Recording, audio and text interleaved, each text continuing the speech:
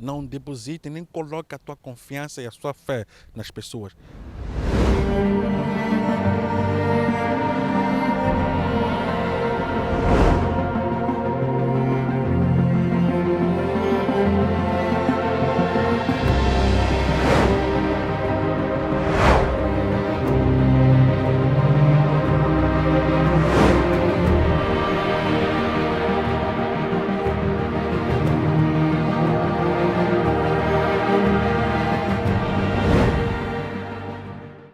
Olá, querido, seja muito bem-vindo a mais um culto. Segunda-feira, 19h30, invadimos a vossa casa para levar uma mensagem muito especial da parte de Deus.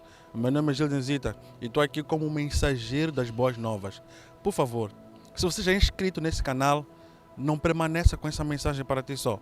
Partilhe este link para milhares de pessoas. À medida que você vai partilhar um link, tanto o YouTube e o Facebook vão entender que o conteúdo é muito bom. E o algoritmo, ele também vai fazer esta função de ajudar a você a espalhar essa mensagem para além pessoas. Vamos orar? Pai, obrigado por mais uma oportunidade em nome de Jesus. Obrigado pelo teu amor, obrigado pelo teu favor, obrigado pela tua graça, Senhor. Obrigado pelas misericórdias infinitas, Papai da Glória. Nós estamos vivos mais um dia de hoje, Papai da Glória, é porque assim o Senhor permitiu e porque a tua graça alcançou-nos. Pai, queremos, Pai da Glória, que este dia, esta semana, sejamos produtivos e úteis. Se o Senhor permitiu que a gente viesse a esta terra, Papai da Glória, não era para que pudéssemos relaxar, assim que é, mas assim para que sejamos produtivos e possamos produzir na tua presença com a ferramenta que o Senhor nos entregou, que é o propósito de vida. A nossa existência aqui nesta terra, Papai da Glória, estamos a mandato de cumprimento de um propósito. Obrigado, Espírito Santo. Abençoa a pessoa que está do outro lado do Papai Celestial. Dê ouvidos espirituais. Dê um entendimento, um coração humilde e puro para te ouvir. Partilha um pouquinho, Pai da Glória, dos seus pensamentos nessa mensagem. Revela para nós aquilo que o homem não pode revelar para nós e nem pode falar. Obrigado, Jesus. Obrigado, Espírito Santo. Oramos com tanta fé e certeza que esta semana será uma semana abençoada. E que a pessoa que está do outro lado a nos ouvir também é uma pessoa abençoada. Uma pessoa ungida, escolhida por ti. E não importa a circunstância que a pessoa se encontra nesta área, Senhor, ou neste dia, Senhor. Abençoe, ajude-o, capacite-o, guarde-o. Pois nem olhos viram, e nem ouvidos ouviram, e nem sequer, jamais, penetrou no coração de homem aquilo que o Senhor tem preparado, mas para aqueles que te amam e que amam esse bom Deus, dê uma salva de palmas em nome de Jesus. Olha, eu venho estudando um pouquinho sobre a história de um personagem que foi mais produtivo que os 12. Olha, você entende que não adianta só andar com seu mentor ou com seu líder se você não extrair as coisas mais importantes que ele carrega. E os 12 estiveram com Jesus, a própria fonte, a própria verdade, 3 anos e meio. E foram menos produtivos que este personagem chamado Paulo.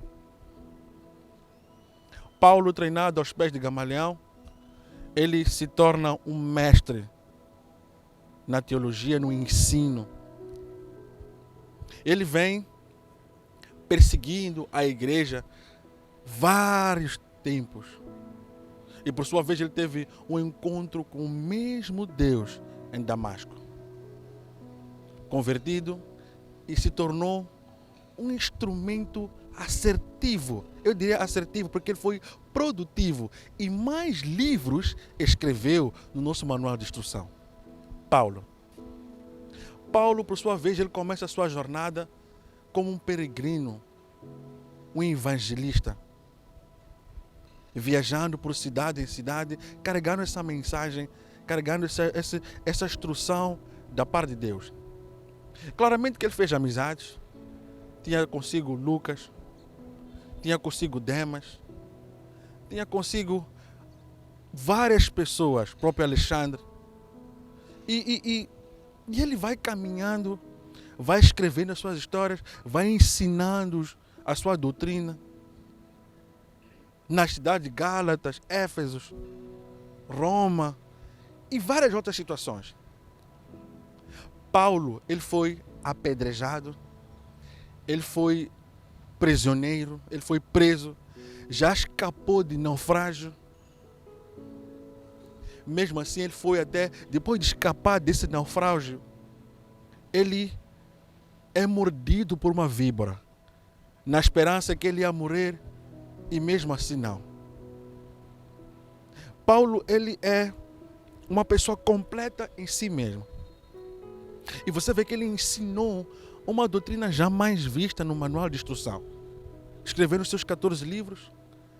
No fim da sua história, quando decretaram decapitar, ele foi cortado a sua cabeça para o matar, e ele já sabia que os dias se aproximavam. E ele entra num estado de reclamar das pessoas. Eu não diria que ele estava desequilibrado, assim que é emocionalmente, mas é um estado que cada um de nós passa. Nós às vezes depositamos a nossa confiança numa pessoa, e essa mesma pessoa comete um erro e nós em algum momento já não depositamos mais a sua confiança. Eu quero que você intitule esta mensagem: aonde você deposita a tua confiança? E Paulo depositou essa confiança. Ele tinha lá o seu discípulo Timóteo. E no fim da sua jornada, no penúltimo livro, que o último já é título, na sua jornada, já no fim, ele já prevendo que ia morrer. Ele escreve assim para Timóteo, o seu discípulo. Discípulo que ele discipulou, impôs as mãos, deu-lhe lá uma habilidade, um dom. E quando ele estava preso em Roma, ele escreve as duas cartas, a primeira e a segunda de Timóteo, deixando uma mensagem. E no fim do seu auge, e você começa a ver que ele entra num estado, vamos lá, eu não diria desequilíbrio, mas ele começa a entrar num estado em que reclamava das pessoas, que as mesmas pessoas o ajudaram no tempo passado. Mas isso aqui é o típico do ser humano. Hoje você ajuda e amanhã começa a falar mal de ti. E não que Paulo tinha falado mal, na verdade. É que ele esperava um pouco mais. Ele depositou a sua confiança nesses personagens e ele esperava um pouco mais. Inclusive, no seu julgamento, nem o próprio discípulo que devia estar lá para ajudar, não esteve lá. E passamos aqui a ler logo no 2 de Timóteo, no capítulo 4, logo no versículo 9. Ele diz: Timóteo, procura vir ao meu encontro o mais depressa possível. Porquanto Demas havia amado mais o meu secular, me abandonou e se foi para Tessalônica. Crescente foi para a Galácia. Tito para a Dalmácia. Somente Lucas está comigo. Toma Marcos e trazei-o contigo, pois ele me é grande auxílio para o ministério. Mandei Tíquico para Éfeso. Quando vieres, traz-me a capa que deixei em Troade, na casa do Carpo, e os meus livros, principalmente os meus pergaminhos. Alexandre, que trabalhava com bronze, prejudicou-me. Alexandre era uma das pessoas que tinha única ferragem, ou seja, ele trabalhava com ferro. Era a única pessoa naquela época que tinha acesso a ferro. E ele diz aqui, mais reclamando Alexandre. O mesmo Alexandre que investiu no ministério dele é o mesmo Alexandre que ele diz que ele fez muito mal. Alexandre, que trabalhava com bronze, prejudicou-me severamente, e o Senhor com certeza lhe retribuirá conforme as suas atitudes. Tenha muita cautela com ele, se opôs fortemente as nossas palavras. Ou seja, Alexandre investiu e meia volta Alexandre se opôs fortemente contra a doutrina que o próprio Paulo pregava.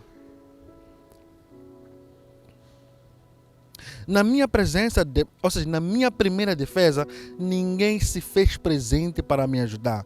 Nem o contrário, todos me desampararam. Contudo, isto não lhes seja imputado o juízo. Sabe, lendo este manual de instrução, lendo essa parábola, ou seja, essa passagem, você encontra Paulo, que muito produziu, muito usado por Deus, ele também tinha sentimentos. Como cada um de nós tem sentimentos, espera que a pessoa na qual você depositou a tua confiança seja um pouco mais empático contigo, seja um pouco mais ajudador, facilitador. Mas ele não viu isso. Ele não viu isso. Viu um Alexandre que investiu, em meia volta Alexandre se opôs contra a doutrina do próprio Paulo. Viu a Demas que o abandonou. O próprio Timóteo que ele discipulou não esteve na sua primeira audiência. E nós, em algum momento, somos pessoas que sofremos de déficit de atenção. E nos seus últimos minutos de vida, Paulo esperava isso. Paulo esperava que estivesse lá os seus amigos para poderem o ajudar. Mas ele fecha a dizer que, olha, contudo que não seja amputado a minha justiça contra eles, que Deus o fará. Ele retira todo pensamento negativo e todo juiz pessoal, assim que ele não quis fazer o seu próprio juiz, seu próprio julgamento, mas que Deus o faria de acordo com aqueles que o ajudaram e defamaram a sua obra. Ele fecha dizendo: percorri a carreira, combati um bom combate, mas guardei comigo a minha fé. Eu não sei se você tem um bom saldo bancário, uma boa amizade, uma boa companhia, uma boa formação. Mas sem fé nesta terra é impossível você dar resultado. É impossível você ter resultados caminhando nesta terra. Você vai precisar de fé para ter saltos grandes nesta terra. Você vai precisar de fé para mover tudo a teu favor. E fora, sem a fé, é impossível você agradar a Deus. E sem fé, você não tem como resolver as coisas impossíveis na tua vida. Por quê? Porque nós somos pessoas que vivemos no achismo e no otimismo. E não declaramos as coisas que devem acontecer. Eu declaro que sou uma pessoa abençoada e eu sou uma pessoa abençoada.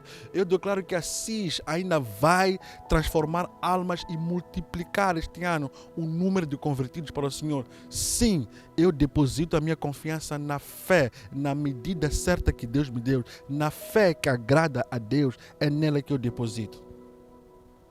E Paulo se fez, em algum momento, de tanta produção, de tanto trabalho, de tanto ministério, de tanta doutrina. Ainda que ele tenha confiado em pessoas que pudessem ajudar do seu lado, discipulado. Ele no fim diz, olha, eu percorri, eu combati um bom combate, mas guardei comigo a minha fé. E vou para o lugar glorioso que Deus preparou para mim. Que seja imputada a justiça e a coroa. Eu não sei onde você deposita, assim que é a tua fé. Não deposite nem coloque a tua confiança e a sua fé nas pessoas. A própria palavra já diz, maldito o homem que confia no outro homem. Nós temos que confiar somente em Deus.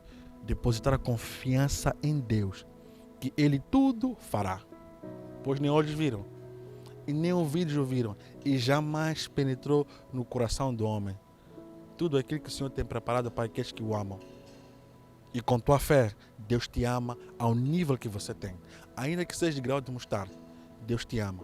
Pratique e manifesta a tua fé e deposita a tua confiança na pessoa certa. Deus. Tchau!